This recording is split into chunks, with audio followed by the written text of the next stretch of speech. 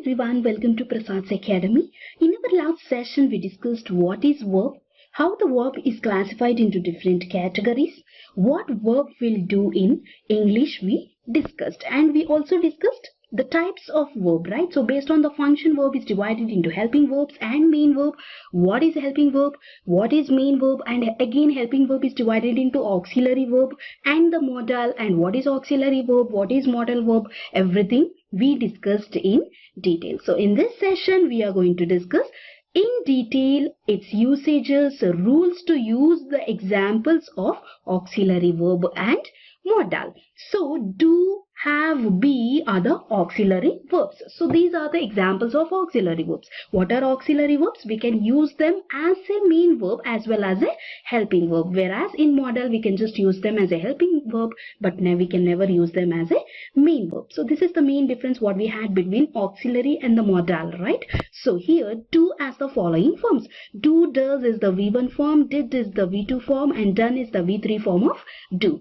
Has, have is the V1 form, had is the V2 form, had is the V3 form of have, and be is there. So be is am, are is the V1, was, were is the V2 form, and been is the V3 form of be. So these are the forms of do, have, be. What is auxiliary verb? It is used as both helping as well as main verb. Moving towards the next slide. So what is the rule under auxiliary verb? The very first rule what we discussed is auxiliary is also called as a helping verb, are used in addition to other verbs, and it can also be used as a main verb. So we have all these verbs over here, and we also discussed these are the be forms, so these are the do forms, and this is the have form. So it's fine, right? But my question is, according to the statement or according to the rule what we have over here, all these examples, all these verbs we can use both as a helping verb as well as main verb. But how? Let me take few examples and explain you. The very first example what we have here is he is reading a novel. He is the subject. Is reading is there. So is the verb. What type of verb it is? It is the helping verb. And reading is there. Reading is the main verb over here. What he is doing? He is reading a novel. So novel is a noun and this becomes a object over here. So is the helping verb and reading is the main verb over here. So we are just discussing about the is verb. And one more example. If you just observe, he is not well. So he is the subject, he is the verb, not well. So well is the adjective, not well is the adjective over here. So if you just observe what type of verb it is the main verb. So is used as a helping verb in the first example, whereas in the second example, is used as the main verb, right? So coming to the next example, you can just observe how each verb is using as a helping verb and using as a main verb. Very simple here. Whenever only one verb is there, like is or was, then that is the main verb. Whenever two verbs are there, like is or was, along with reading, dancing, or whatever it is, like the action words, that becomes the helping verb, and those action words becomes a main verb over here. So simple, you have to understand properly. Coming to the next example, he has a book. So we are checking for the has here. So he has a book.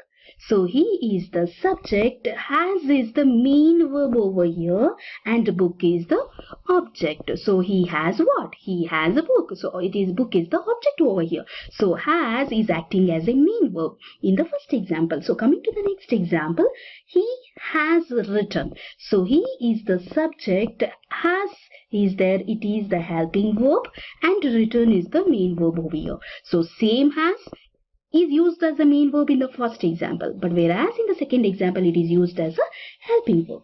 Very simple, right? Same example over here. Coming to this example, that is the third example, I have a car. So have is a verb. What type of verb here? It is the main verb, and I have not seen him. Here have is used as the helping verb and seen is the main verb over here. So have is used as both main verb and helping verb. We understood with the different examples. So moving towards the next example, we are checking with the did here. So he did the work. So he is the subject, did is the verb here.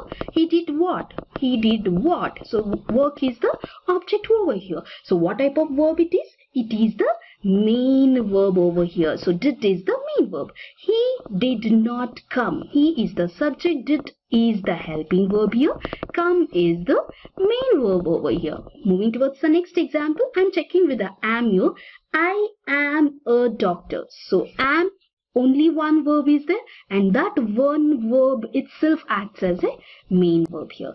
He was working hard. So working is there, and this is the action word, and this becomes the main verb, and was or is or whatever it is, that becomes the helping verb. So he has been to London. So been is the main verb and has is the helping verb over here.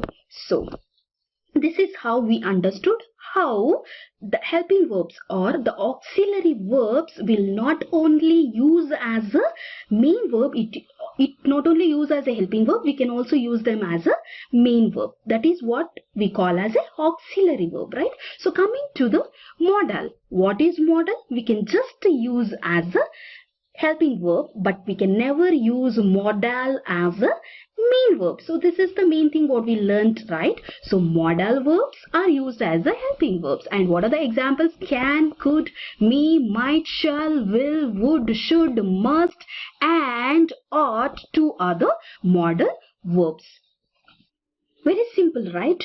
Here modal is not used as a main verb, but we can use in the support of the main verb. We can just use as a helping verb. That's it. So these are the examples we saw. Let's see the rules, uses of each and every modal verb. So the rule 1, modal verbs are not used as a main verbs. They are only used as helping verbs. So if you just observe, I can lift this box. So lift is the main verb, but can is used as a helping verb. Can you write like this? I can this box? No. Can will never act as a main verb, right? So the same example, if you just observe, he should work hard. So work is the main verb here and should is the helping verb over here. So can, should, would, everything acts as a helping verb, never as a main verb. Understood? Coming to the next rule, modal verbs are not used in the V1, V2, V3, ing or SES form. Their forms do not change with the subject, person, or number. This is very simple. Can you change the modal verbs? What are the modal verbs? Let me take few examples. Can, should, would, will, shall, must. So can you make all these verbs in the different forms? So if you just take can you make it as can, cans, canned, canning?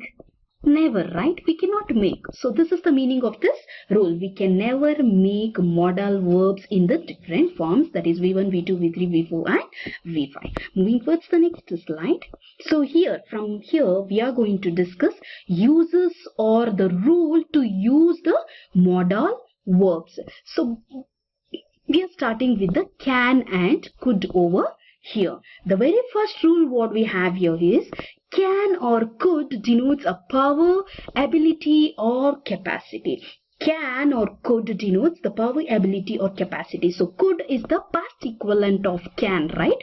So if you just observe the examples what we have here, I can drive safely. So can is used. So I can drive safely, it's your ability or it's your power, right? So I can lift this book. I could not come yesterday. I could not meet you yesterday. If you observe these two examples, I can drive safely. I can lift this book. So this shows your ability or power or your capacity, right? So if you just observe these two examples, I could not come yesterday. I could not meet you yesterday. So could is the past equivalent of can. So this happened in the past and that's why you're using could over here. So this denotes the ability of not meeting somebody yesterday. Moving towards the next rule. Can is also used for giving permission. So can is used for giving permission. You can go now. You can take my scooter. You can take my laptop. You can take my book. You can take my car. You can take my file. So while giving permission to somebody, you use can, right? Moving towards the next rule. Can denotes theoretical possibility, and I will just go along with the rule 4 also. Could is used to show remote possibility. Okay, can denotes theoretical possibility, could denotes remote possibility. It's fine, but what is this possibility is fine. But what is theoretical? What is remote? I will just explain you very clearly. If you just observe the examples what we have over here, for the theoretical possibility, the example what we have here is everyone can make a mistake. So theoretical possibility means you think that something will happen according to the known facts. So according to the known facts you will decide. So that's why everyone can make a mistake. So from the known facts you decide, right? So everyone can make a mistake. So that's why you use can. And if you just observe the meaning or example what we have here, there could be a bomb in the city, and that is the remote possibility. What is the remote possibility? It means you are emphasizing that something will happen. So when there is only a small chance that it will happen, you use could. Getting? Can is used with a theoretical possibility when there is a more chances, or you're deciding with the known facts. So can is used. So could is used to represent or to denote the remote possibility. When the chances are less, you use the could. So there could be a bomb in the city. So we just got to know what is remote possibility, what is theoretical possibility. Can denotes theoretical possibility and could denotes remote possibility. Moving towards the next rule, can shows friendly request while could shows a formal request. Yes, observe the example. Can I take your book? So whenever you're asking your friend, can I take your book? Can I take your laptop? Can I take your bike? Can I take your book? So this is the friendly request, right? So could is used to show the formal request. You cannot use can with your teacher. So could I talk to Mr. X? Could I talk to Mr. Y? Could I talk to principal, sir? Could I talk to manager, sir? So this is the formal request, right? So this is the difference. Can shows the friendly request while could shows the formal request. Moving towards the next slide. In the next rule what we have here is could is used to show future possible action. Observe very clearly. Could is used to show future possible action. Example, I could go for a drive this evening. I could go for a movie tomorrow. I could go for a drive tomorrow. So here it is used to show future possible action. So could is used to show future possible action. Moving towards the next rule, we cannot use able to along with can or could. So this is the very important point you have to remember. Able to and can or could you cannot use together, then it becomes superfluous. What is superfluous?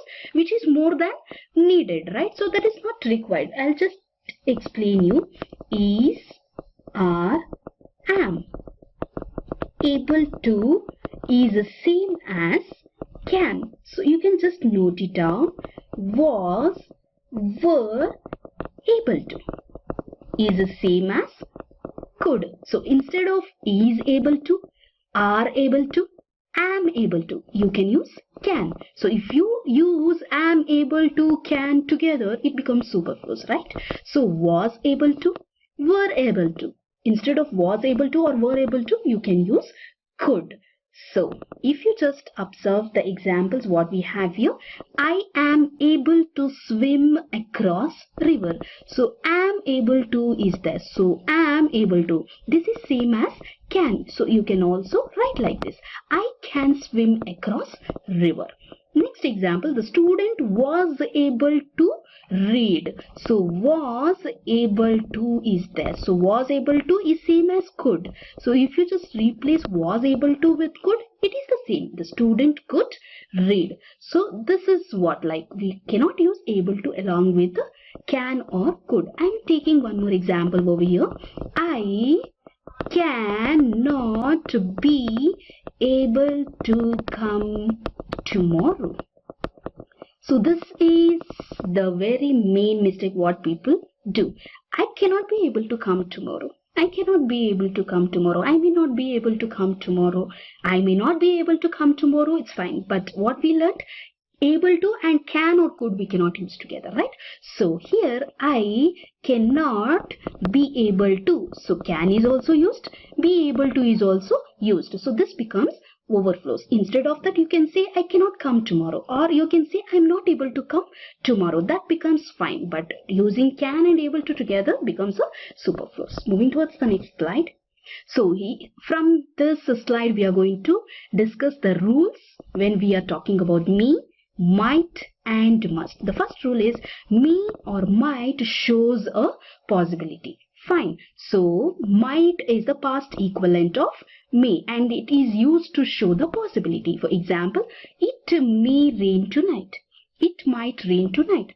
I may go to party tonight. I might go to party tonight. So this is what may or might shows the possibility. Moving towards the next slide. May is used to give the permission.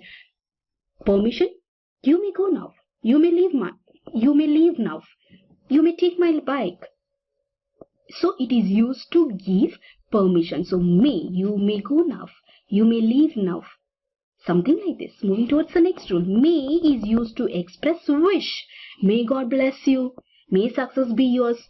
So this is what to express the wish. Moving towards the next slide and rule 4. Might shows less or might shows to express degree of dissatisfaction. And if you just observe the examples, then only you will understand what is this expressing the degree of dissatisfaction, right? So he might pass the exam, but seeing his intelligence, I do not have much hope. So he might pass the examination. So here you are using this might to express your dissatisfaction. One more example, you might pay a little more attention to grammar. You're getting to know that your student is, or your friend or your daughter or your son is not giving attention to the grammar as this is very important, and you are showing a degree of dissatisfaction and you're using might. You might pay a little more attention to grammar. Moving to the next rule. Might, could shows less positive version of can or may. So this is the very important rule. So we discussed over here. May, might shows possibility, right?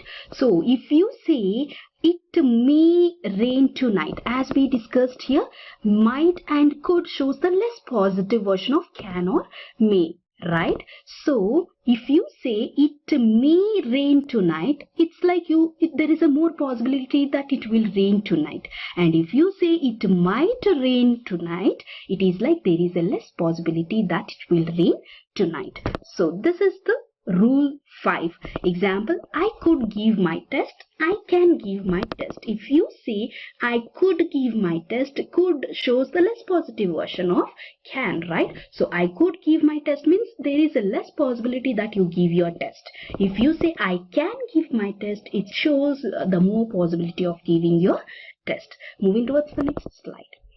May shows request and it is also used in interrogative form. What is interrogative form? Question form. So may shows a request in the question.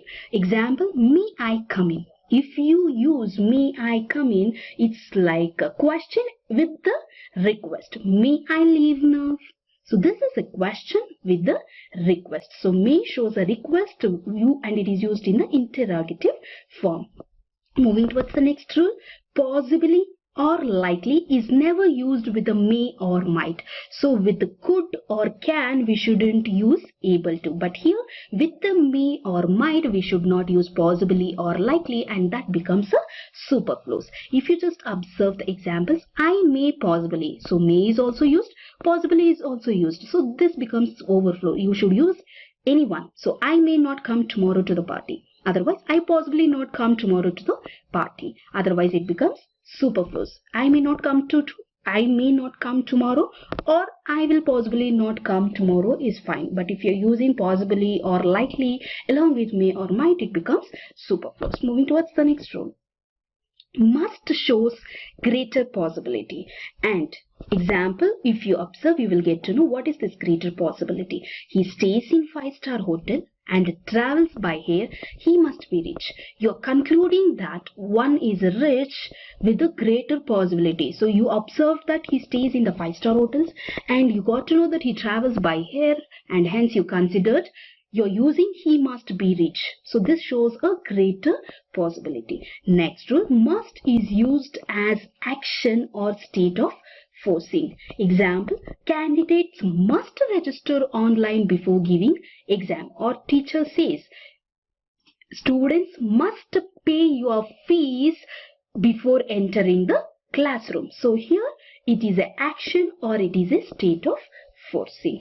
Next rule, must is used to express the fixed determination. So India must win the World Cup. India must win the match. So must is used to express the fixed determination. It's a fixed determination to win the World Cup to our country, right? So India must win. So this is the fixed determination. Must is used to express the duty. The teachers must teach the students about the ongoing crisis. So here must teach. So this is used to express the duty. What is the duty of the teachers? To teach the students, right? So this express the duty. And one more example, the soldiers must save the country. It's saving the country is their duty. So it is used to express the duty.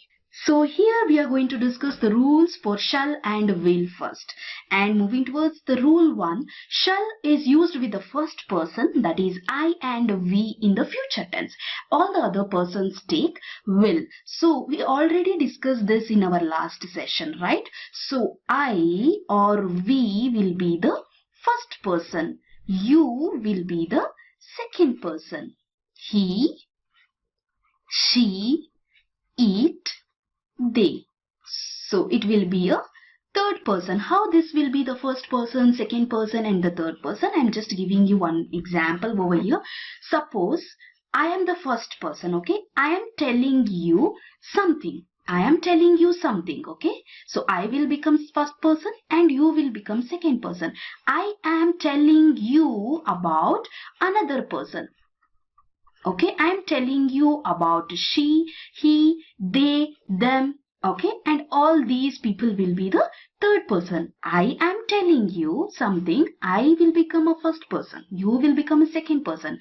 I am telling you about another person, so another person will become a third person over here. So shall is used with the first person. So shall is used with the I or we in the future tense, and all other persons like second and the third person will take will. Very simple rule, right? So we'll go with the examples over here. I'm going with this example first. So here, will I go? So does it make any sense over here? It's wrong, right? So I is there. I is the first person. With the first person, what we should use? Shall is used. So if we replace will with the shall, it will become perfect. Shall I go? Shall we go? Right. So will I go doesn't make any sense and it is the wrong statement. Moving towards the next example. When shall I see you again? This is perfect because I is there. I is the first person and shall we can use with the I or we. Shall is used with the first person. When shall I see you again? And this is the perfect statement. Moving towards the next example, that is the first example here.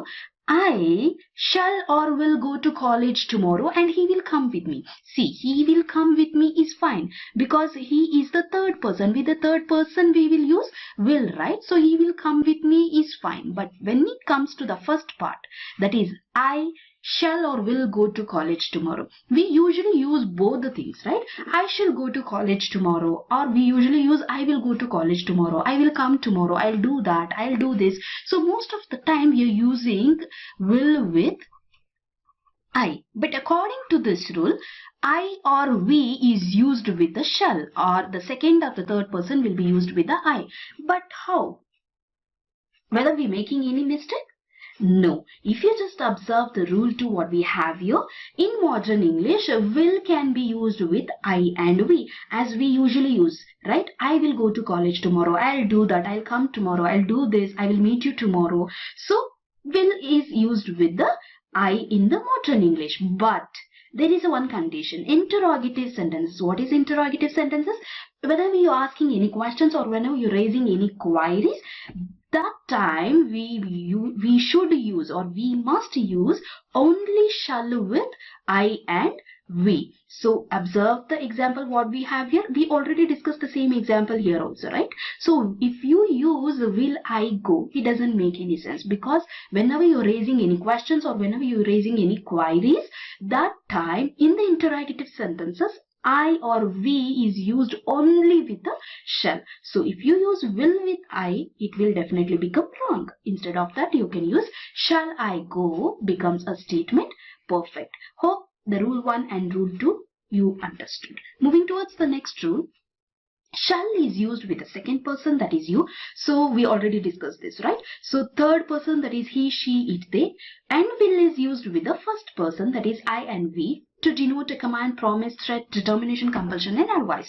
So what this rule is telling is, we discussed right now, that is I or we is the first person, and with that we use shall, right? But the second and the third person, that is you, he, she, it, they, we will use will.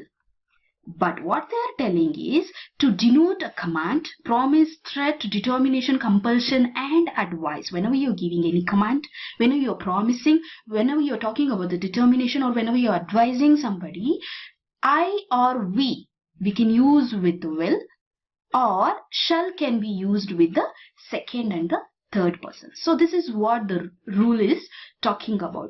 Let me check with the example. So first, whenever you're talking or whenever it's denoting any command, if you observe the examples what we have here, you shall leave the hall immediately. It's a command, right? So whenever you're giving a command, you is used with the shall. So you is the second person. With the second person, what we should use? Will, but we used shall. But the statement is correct. That's what. With the second and the third person, shall can be used. With the first person, will can be used whenever you're denoting any command, promise, threat, determination or any advice if you're giving.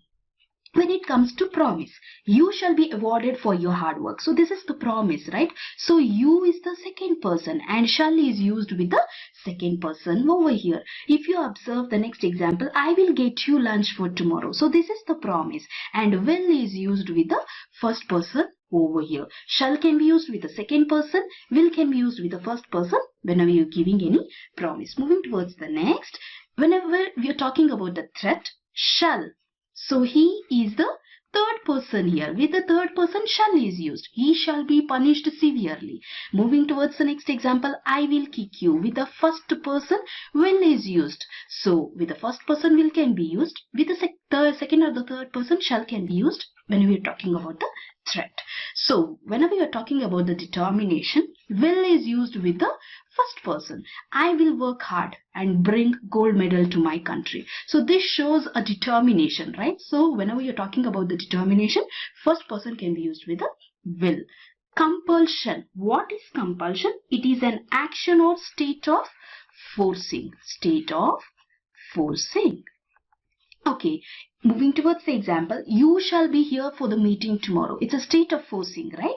So during this, you can use the shall with the second person. So use the second person. With the second person, shall is used whenever you're giving any compulsion. Whenever it's showing any compulsion, that is the state of forcing. I will have to finish my work by tomorrow. It's a state of forcing. So with the first person, will is used. So this is how we can use with the first and with the first person we can use will. With the second and the third person we can use shall. Moving towards the next slide.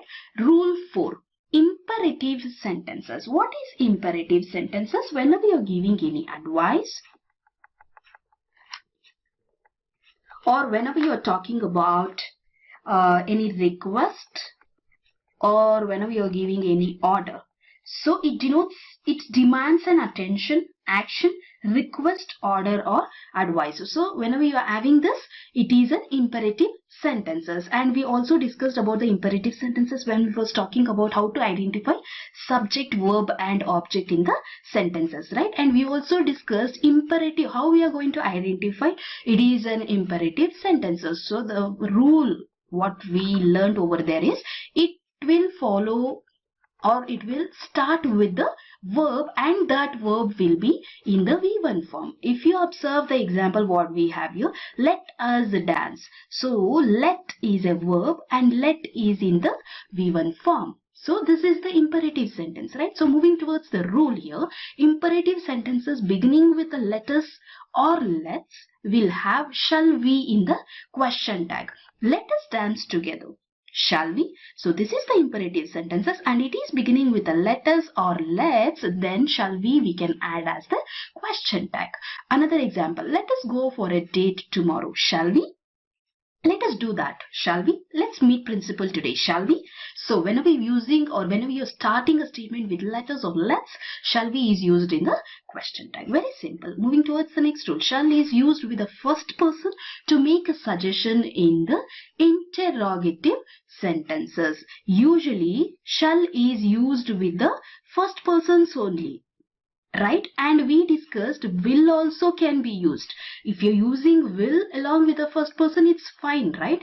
But whenever you're making any suggestions in the interrogative sentences, only shall is used. If you observe the examples, shall we talk to the management? Here you can see a suggestion in the interrogative sentences. What is interrogative? Whenever you're giving any, whenever you're asking any questions or whenever you're raising any queries, that's what we call it as interrogative, right?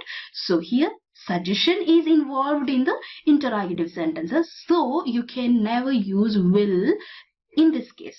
Can you say will we talk to the management? Never, right? So shall is used with the first person to make a suggestion in the interrogative sentences. Example, shall we talk to the management? Okay, shall we discuss this with the manager tomorrow? Shall we do that? Shall we do this? Shall we talk to the principal tomorrow? So this is what the rule 5 is meant. Moving towards the next. Here we are going across a very important note, that is in the following type of sentences, and also if the second part is a universal truth, habitual action, general fact, idiom or phrase, shall or will is not used. Very simple. Shall or will is not used in few sentences. But what type of sentences? If you observe, two part will be there in the sentences. If the second part is having a universal truth, habitual action, general fact, idiom or phrases, that time shall or will not be used. If you observe the examples what we have here, he said that he was coming. So here two sentences we are using, right? In the second part, he was coming. So he was coming is the habitual action, right? So that time shall or will not be used. He said that man is not a machine. Man is not a machine is a universal truth and it is in the second part, and shall or will we will not use. Our teacher said that honesty is the best policy. Honesty is the best policy is the idiom, right? So this is the idiom and it is in the second part. Shall or will not come into the picture over here. Moving towards the next. So another note we have here. If two actions takes place in future, one after the other, first action depends on the second. What is this first action depends on the second? The thing is, the first action will be in the simple present. The second action will be in the simple future. Examples. If I will come, I will meet you. So very simple. Here will is used in the second part. Observe properly. If two actions are taking place, you should not be confused with the first rule. Okay. It is talking about the first part and the second part in the sentence, but here two actions are taking place in the same sentences. See, if I will come, I will meet you tomorrow. This is one action and this is another action. So first action depends on the second action. If I am coming only, then I can meet you, right? So your first action is depending on the second action. So that time the first action will be in the simple present and the second action should be in the simple future. Okay, so if you want to keep this in a simple present, you can never use will. So if I come, I will meet you. So this is what you can use. If I come, I will meet you. So will is used in the second action part only. You can never use will in the first part. Observe the second example what we have here. Those who will work hard will pass the examination is totally wrong. But here we have those who work hard. So if somebody works hard, then only they can pass the examinations, right? So here two Two actions are happening and the first action depends on the second action. That time will is not used with the first part, will is used with the second part. Those who work hard will pass the examinations. Hope you are understanding. Moving towards the next slide. So here we are going to see the rules to follow should and would. If the sentence starts with the past, then would or should is used. We already discussed this, right? Would or should is the past equivalent of will and shall. Fine. Example, he hoped that he will pass the test. So he hoped that. So this is talking about the past. So will we can replace with the would. So he hoped that he would pass the test. So this is what would and should is the past equivalent of will and shall. So we will discuss the rule to follow the would here. So very first rule is would is used to express the past habit. Okay, would is used to express the past habit. Examples, I would go to school by bus. So would is the past equivalent of will, right? So this is talking about the habit. What type of habit? It is talking about the past habit. To express the past habit, would is not used, not a will. I would go to school by bus. My mom would take me to school in a bike. I would go to school by bus. So would is used. Would is used to express the past habit. Moving towards the next rule. Would shows the preference or choice when it comes with the rather. So it is very simple. Here we can see the preferences or we can see the choice in the example. He would rather die than beg. So here he is having two choices. He should die, otherwise he should beg. So this is talking about the preference or choice, right? So when it comes to when we want to show or when we want to showcase any preference or choice, would is followed by rather. See here. He would rather die than beg. I would rather die than be poor. So here also two preferences we have. I should die, otherwise I should be poor. I should live poor. So here we are talking about the would rather. So would is used along with the rather whenever you are talking about the preferences or choice. Moving towards the next rule, we can use either would, used to or simple past tense to express the past routine action. You can use would also, you can use used to also, you can use a simple past tense also to express the past routine action. But we have few rules. If you want to use would to express the past routine action, come here. So this is example 2, right? Would is followed by written. So what is written? It is the V1. If this is the rule, whenever you are using would to express the past routine action, would is followed by V1. So written is V1. I would return on foot. I would come to home. So I would come or I would return. Would is followed by V1. So very simple. Whenever you use would should be followed by V1. Whenever you want to use used to express the past routine action, used to should be followed by again V1. For example, used to go is the V1 form, right? I used to go to school by bus. So used to followed by V1, that is go. This is perfect. Whenever you want to use simple past tense to express the past routine action, V2 is used, never V1 or V3 or V4 or V5. If you observe, we played for hours before returning home. So play, played, played, playing, plays. So these are the forms V1, V2, V3, V4 and V5. So V2 and V3 is the same, played, right? So but how we are going to identify whether it is in V2 or V3 form?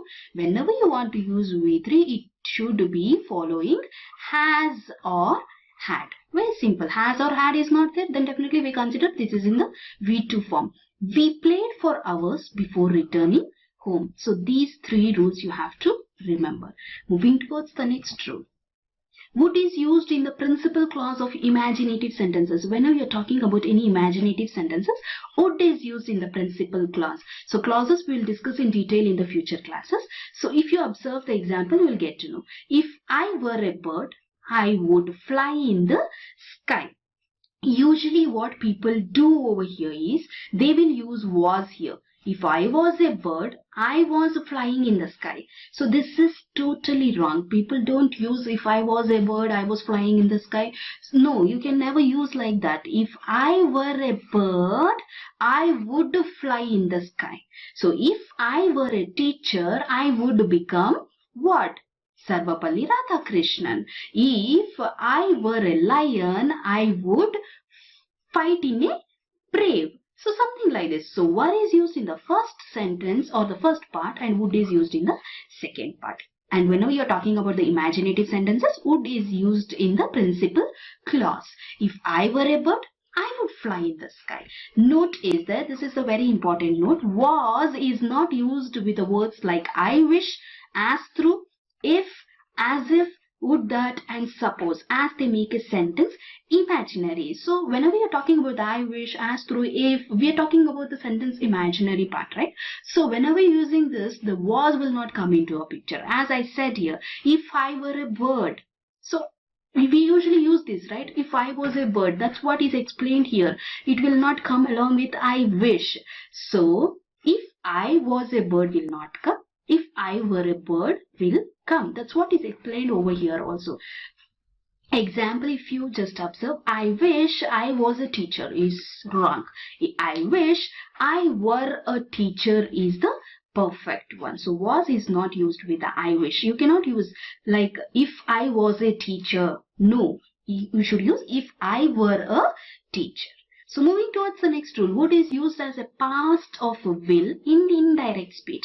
Direct speech and indirect speech we will take in a separate session in detail. So right now, will is used with the direct speech and would is used with the indirect speech. This rule you have to remember. Would is used in the indirect speech. See, he said he will go. So this is the direct speech and that's why you used will here. He said that he would go there. Okay, this is indirect speech and that's why would is used. Moving towards the next rule. Would is used for making polite request in an interrogative sentence. What is interrogative? Whenever you're asking any questions or whenever you're raising any queries. So that time would is used. Would you please help me? Would you please give me your book? So this shows a polite request in the interrogative sentences and that time would is useful. Would you please help me? Would you please give me your book? Would you please lend me 10 rupees? Would you please give me a glass of water or lend me a glass of water? So would is used with a polite request in the interrogative sentences. Rule 7, that is, whenever you are talking about the probability, what type of probability? The probability in the past, would is used. For example, he would be sleeping, he would be writing, he would be drawing. So here we are talking about the probability in the past. We are talking about the probability. What type of probability? We are talking in the past, right? So would is used. And would express a wish. I wish India would become a developed country soon. So would is used whenever you want to express a wish. I wish India would become a developed country soon. Moving towards the next rule, would like to shows wish. Would plus like is the same as want. What is this would plus like is same as want? If you observe the example what we have here, this shows a wish, right? I would like to talk to the manager. So it's your wish to talk to the manager. This shows a wish and would like is used. So this is the same as want. So instead of I want to talk to the manager, you can also use I would like to talk to the manager. Both are same and this shows a wish. Moving towards the next slide, and here we are going to see the rules to follow should. Rule 1 is should is used to express the suggestion, advice or duty. Here we are talking about the suggestion. You should concentrate on your grammar. So this shows a suggestion, right? So whenever you are giving any suggestion, should is used. And whenever you are giving any advice, should is used. Example, you should not laugh at his mistakes. So this is an advice you are giving to somebody. So should is used whenever you are giving advice. And duty, whenever we are talking about the duty, should is used. The doctor should treat the patients well.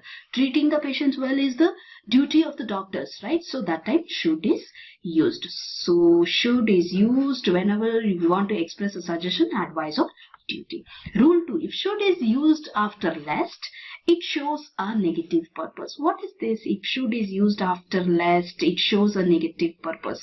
Should is used after lest. Fine. It shows a negative purpose. What type of negative purpose we are talking about? If you observe the example, he ran fast, lest he should miss the train. So here it's showing a negative purpose. What type of purpose it's showing? Here you are telling he ran fast and you are using lest and should. It means he ran fast. Even you feel, or even you are acting like you are showing concern that he missed the train. But even you wanted him to miss the train. And if you say he worked hard lest he failed the examinations, you are using lest. If you say he worked hard, you are just acting as if you are showing concern to him. But indirectly, or you wish that he should definitely fail. So this is what the negative purpose. And the rules to follow ought to. So ought to shows a moral obligation or moral duty. Example, we ought to love our country. We ought to respect our country. We ought to respect our language. So this shows a moral duty, right? So it's our moral duty to love our country, to respect our nature, to respect our religion. It shows a moral duty. So that is what, like whenever we are talking about the moral duty, ought to is used. Moving towards the next slide. So till now we completed with all the rules related to all the modals, right? So in this slide we are going to discuss the rules to follow the marginal auxiliary verb. So need, dare and used to act as a marginal auxiliary verb, and we discussed it is also called as partial auxiliary verb because we can use need or dare to as a main verb or the modal, but we can use used to as just a modal, or we can also use as an adjective. So let's move towards the rules here. So we are talking about used to first. So the rule 1 what we have here is used to denotes a past habit situation. You cannot use used to with the present habit or the present routine action. You cannot use used to or uses to. Used to is used to denote the past habit or the past situation. Example, I used to study till 2 a.m. It is talking about the past habit, right? I used to cook well in the limited ingredients. So this shows a past habit or the past situation. Used to or uses to doesn't show the present routine action. That's what I explained here also. Used to is used for the past habit or the past situation. For the present routine action, used to or used to, uses to is not used. Instead of that, if you want to put something in the present routine action, just use the simple present tense. Okay, examples. If you say he uses to study till late night and then goes to bed, so this is wrong. Okay, because you are talking, you want to represent the present routine action, but you are using uses to. If you use uses to, it again goes to past. Okay, it again goes to past habit. So instead of that, whenever you want to represent present routine action, you use like this. He studies till late night. He studies till late night is the perfect present tense, right? It is the simple present tense. So simple present tense is used to show the present routine action. He studies till late night and then goes to bed. Moving towards the next rule. Never is used along with used to make a sentence negative. So they never used to be good. They never used to do that. He never used to help me. So never is used along with the used to make a sentence negative. Did is used along with the used to make a sentence interrogative. So never is used with the used to make a sentence negative, and did is used along with the used to make a sentence interrogative. What is interrogative? When you are asking any questions or queries, did is used along with the used to. Example, did he used to come here? So did is used with used to, right? So and it is making a statement interrogative. Did he used to come here? So this shows an interrogative. This shows a question, right? So another example, what did people used to do before they had a TV? So here did is used along with used to. Here we are talking about the interrogative sentences. And here if you just observe, we have two phrases over here, and the two phrases what we have here is used to doing, get used to. But we have a difference between used to doing, get used to. If you say used to doing, it means no longer existing. No longer existing. No longer existing. And if you say get used to, means you are becoming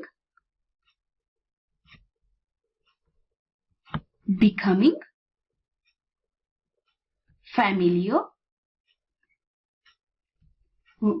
with now. So no longer existing means used to doing means it's no longer existing now. You used to doing. So it's talking about the past. Get used to means now you are becoming familiar with. Examples for used to doing. If you say I used to stay here, I used to eat a lot, we used to study in this park, it is showing a past act, okay? And get used to, for example, she is getting used to the early hours. I am getting used for the early hours. I am getting used to work late night. So this shows becoming familiar with now. Next. So here we are going to discuss the rules to follow for the dare and need. And you use dare to express the challenges or courage. Need is used to express the requirements. And the rule 1, dare and need are used as both main verb as well as modal. And that's what we discussed, right? Dare and need is used as a main verb and modal, whereas used to is just used as a modal or adjective. So dare and need is used both as a main verb and modal. If you observe with the needs, okay, he needs me. Here it is used as a main verb, but here it is used as a modal because we have one more thing come here that becomes a main verb here. So he needs me. So only one verb is there and that becomes a main verb here. And here the same need is used as a modal. He need not come here. So come becomes the main verb and need becomes the modal over here. So if you look for the dare, how dare you? Here dare is acting as a main verb. Hugh doesn't dare to come here. So here again the same dare is acting as a modal because the come becomes the main verb over here. That's what the rule 1 is explaining you. Moving towards the next rule. So moving towards the next rule, that is rule 2, need or dare is generally not used as a modal in the positive sense. So if you observe the examples, you will get to know. You need come tomorrow. It doesn't make any sense, right? But if you use like this, you need not come tomorrow. So you need not come tomorrow, not is there. It shows it is in the negative sense, right? It is not in the positive sense. It is in the positive sense, okay? This statement is in the positive sense, but it doesn't make any sense, right? So need is also used as a modal. Fine, it is in the positive sense. Fine, but it doesn't make any sense. You need come tomorrow? No, we can never use like this. But if you observe, you need not come tomorrow. It is in the negative sense and we are using need as a modal over here. You need not come tomorrow. Then it becomes perfect. Moving towards the next rule. If need and dare is used as a modal in the positive sentences, then 2 plus V1 comes after need or dare. Here we discussed need, dare using as the modal in the positive sentences is not possible. But here the rule 3 says you can use need or dare as a modal in the positive sentences, but we have something like 2 plus V1 should be followed by need and dare. Example, he needs to work hard. He dares to come here. So here needs is followed by 2 plus V1 form. So we can use need and dare as a modal in the positive sentences, but we should use 2 plus V1 after need and dare. Very simple. Moving towards the next rule. If need or dare is used as a modal in the negative sentences, not is followed by the bare infinitive. This means only V1, not V1. Or not 2 plus V1. It is very simple. Here we said need or dare is used as a modal in the negative sentences. We can never use as a positive sentences. That's what we said. Not is followed by the bare verb, that is just the V1. Come is the V1 form, right? So not is followed by V1. That's what rule 3 is also talking about. I need not come tomorrow. So here it is in the negative sense. Okay, if it is in the negative sentences, not is followed by the bare infinitive. Not is used, it is followed by the bare infinitive. That is V1. V1, come is the V1 form, right? If you just observe the next example, he dare not cheat me again. So dare is there, not is there, and cheat is there. Not is followed by the bare infinitive. That is, cheat is the V1 form, right? So cheat is the V1 form, not is followed by the V1. That's what the rule 4 is talking about. The rule 3, rule 4 and the rule 2 is all interlinked. Hope you are understanding very well. So moving towards the next slide. So following models are used for making a request. So can, we already discussed this. Here we have a chart to make you people understand. Can is used for the friendly request. Can I take your bike? Can I take your scooter? Can I take your book? So it shows a friendly request, right? So could is used for the formal request. Could I talk to Mr. Singh? Could I talk to Mr. X? Could I take your file? So this shows a formal request. May is used, the request with the respect. May I come in, sir? So this shows a request with the respect. Would, polite request. Would you help me? Would you please lend me 10 rupees? So would is used to express the polite request. If you just go through this chart, it helps you a lot.